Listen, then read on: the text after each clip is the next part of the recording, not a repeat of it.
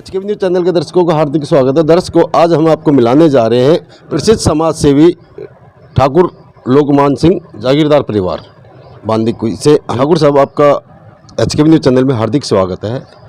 राजा सम्राट राजा मीर भोज प्रतिहार गुजर कहते हैं हमारे वंशज हैं, राजपूत कहते हैं हमारे वंशज हैं।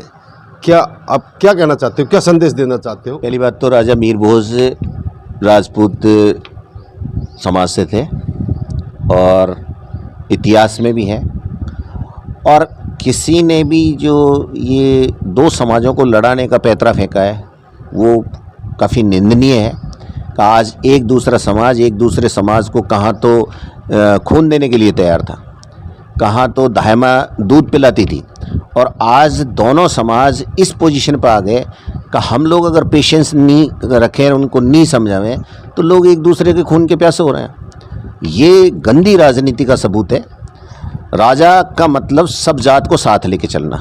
आज भगवान राम थे, वो क्षत्रिय कुल में पैदा हुए, वो ब्राह्मणों के भी थे, वो हरिजनों के भी थे, वो बैरवाओं के भी थे, वो गुजरों के भी थे, 36 कौम के थे वो, और 36 कौम के अलावा और धर्मों के भी थे। आज DNA टेस्ट करो, पूरे हिंदुस्तान का मुस्लिम भी है ना, वो भी भगवान राम के DNA से टच है। आज हम उनको ये नहीं कह सकते वो हमारे भाई नहीं है।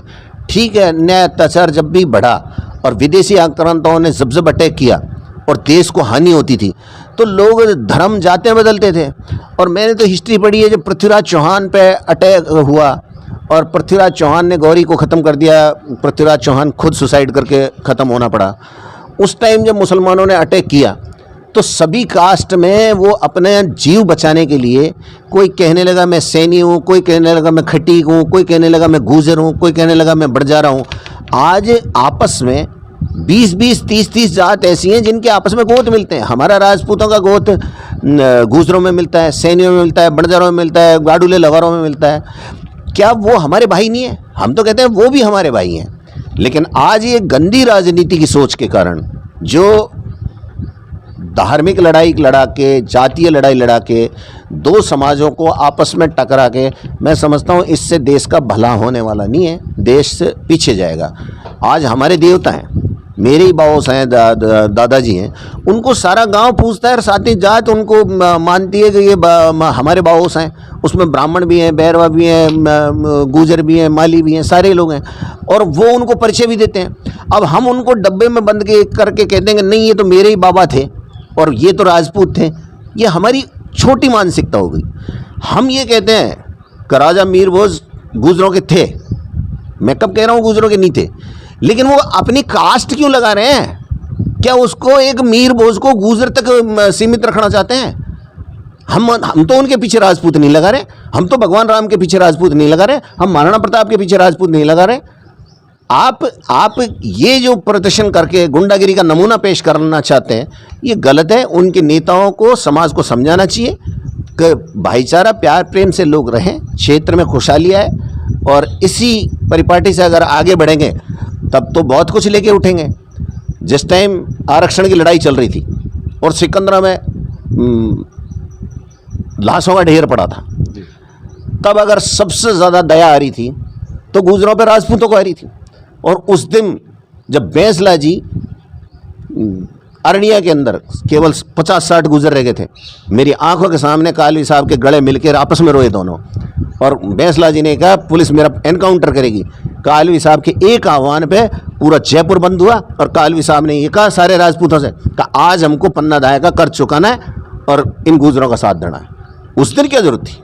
सातों जात आपके खिलाफ खड़ी थी। राजपूत बनना या राजा की संतान बनना, हर आदमी चाहता है मैं राजपूत बनूं, हर आदमी चाहता है मैं राजा की संतान बनूं, लेकिन राजा की संतान बनने के लिए 36 कौम को गला लगाना पड़ेगा, एक कास्ट से पार नहीं पड़ेगी। और हम तो उस कुल में, वंश में है कि हमारी औलाद भी अगर गलत काम करे तो हम उसको सज़ा देने के हकदार हैं, फांसी लगाने के हकदार हैं। यहाँ जो गुंडाइज्म हो रहा है ना, कि हमारी कास्ट का चाहे कितना भी बड़ा गुंडा है वो तो शरीफ आदमी है, और दूसरी जात का कोई कितना भी बड़ा शरीफ आदमी है वो गुंडा आदमी है।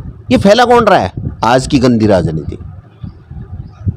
तो मीर भोज राजा थे, और राजा शपथ लेता था, राजा की एक मर्यादा होती थी। राजा के लिए कोई भी आदमी वो ये नहीं कह सकता था कि ये जातिवाद कर रहा है या अपने बेटों से व्यभिचार करवा रहा है या गुंडागिरी करवा रहा है। वो समाज को सुधारने का एक तरीका था।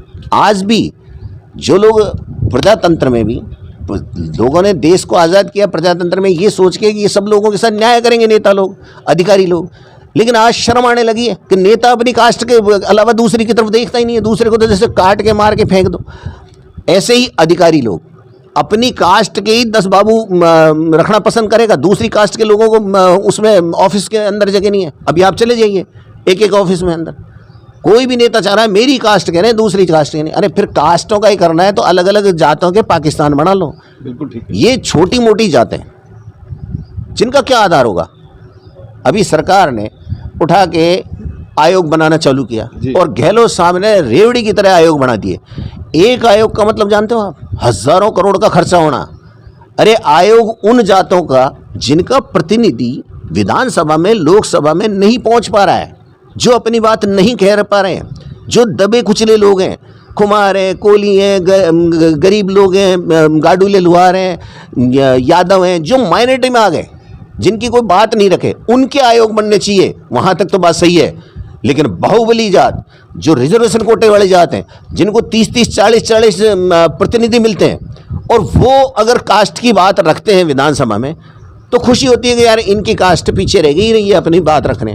आयोग बना के उनको क्या रेवड़ी मारना चाहते हैं। गहलोत साहब बहुत गलत कर रहे हैं। अभी इन्होंने जो जिलों की घोषणा की, मैं इस जिले की घोषणा से खुश नहीं हूँ, और मैं ये कहता हूँ जितने भी जिले बनाए जा रहे हैं, एक जिला बनने पे हजारों करोड़ रुपए खर्च होते हैं और सैकड़ों करोड़ रुपए महीने का खर्च बढ़ता है। वो किस पे खर्च बढ़ रहा है? राजस्थान की जनता पे। आज पेपर में जब लिस्ट देखी कि राजस्थान सबसे ज़्यादा खर्चवान है, किसको चुकाना है ये टैक्स? ये राजस्थान की जनता को चुकाना है। ये गलत बात है। आपको कोई चीज़ देने से पहले ये सोचना चाहिए कि यहाँ ये चीज़ फिट फॉर है कि नहीं। कल ही 3 जिलों की घोषणा हुई।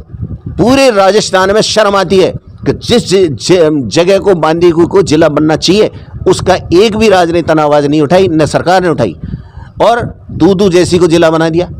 जो पंचायत थी, क्या क्राइटेरिया था? पूछो इनसे, कोई क्राइटेरिया नहीं था। ये क्या तमाशा है? अभी आपने मालपुरा को बना दिया। अरे टोंक वहाँ से 15-20 किलोमीटर, केकड़ी वहाँ से 15-20 किलोमीटर, और आप उसको जिला बना रहे हो। अलवर से क्या खैरतल की कितनी? खैरतल से अलवर 18 किलोमीटर, और उसको आप जिला बना रहे हो। अरे पब्लिक का कोई तो क्राइटेरिया हो। कहीं से राजस्व ज़्यादा आ रहा है, कहीं भौगोलिक स्थिति में आप बाड़मेर, जैसलमेर, जोधपुर की तरफ जाओ आप, और वहाँ मूवमेंट करके देखो कि वहाँ 300, 400, 200, 250 किलोमीटर दूर से लोग आ रहे हैं और उनके पास कोई साधन नहीं है। वो बसों में, जीपों में पढ़ के वहाँ ज़िले में पहुँचते हैं। वहाँ ज़िले बनना आवश्यक था, लेकिन इस तरह से आप केवल एक राजनीतिक फ़ायदे के खातिर कि मेरा तो साहब बाबूलाल नागर है, उसके कहने से मैंने ज़िला बना दिया, ये गलत तरीका है। और इससे लोगों में आक्रोश बढ़ता है, और सारे समाज आपके अच्छे कामों को भी तुलना करेगी और जो आपके हाथ से गलत काम हुए हैं उनकी भी तुलना करेगी। बड़ा सोच समझ के वोटिंग करेगी। इन्हीं शब्दों के साथ नवरात्रों पे आ रहे हैं। हम चाहते हैं क्षेत्र में, प्रदेश में, देश के अंदर खुशहाली आए और सभी लोग भाईचारे से जिए। माँ भगवती सबको ताकत दे, हिम्मत दे और न्याय करने की शक्ति दे। इन्हीं शब्दों के साथ मैं आपके चैनल HKV को अपनी ओर से धन्यवाद देना चाहूँगा कि आपने मेरा कुछ समय पब्लिक के बीच में देने के लिए समय निकाला। धन्यवाद। जय हिंद, जय भारत, राम राम। धन्यवाद।